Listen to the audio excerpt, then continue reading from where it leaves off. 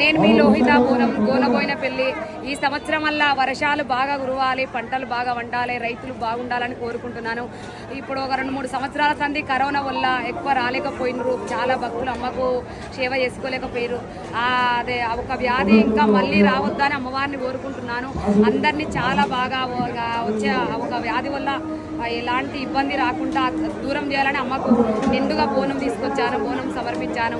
యావత్ తెలంగాణలో ఉండే రైతులు అందరికీ బాగుండాలి.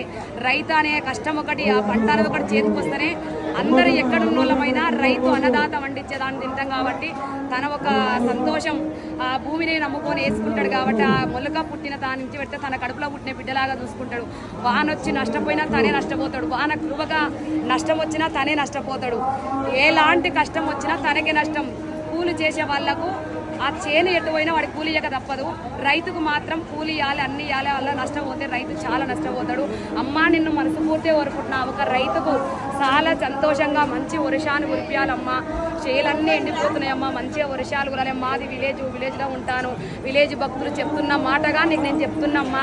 నువ్వు బోనానికి వెళ్తున్నావు, అక్కడికి అమ్మకు మంచిగా దండం పెట్టిరా అమ్మ, వర్షాలు కురవాలి, మాకు పంటలు బాగా ఉండాలని రైతులు కోరుకున్న మాటగా నీకు నేను చెప్తున్నా అమ్మ. ఉజ్జయిని మాంకాలి చల్లగా వర్షాలు కురిచివి తల్లి, సంతోషంగా యావత్ తెలంగాణ వల్ల ఎట్లాంటి పంటలు పెడతారో ప్రతి ఒక్క ధాన్యం రైతు చేతికి రావాలి. అందులోకి వెళ్ళే నీకు పరమాణం పెడతామమ్మా.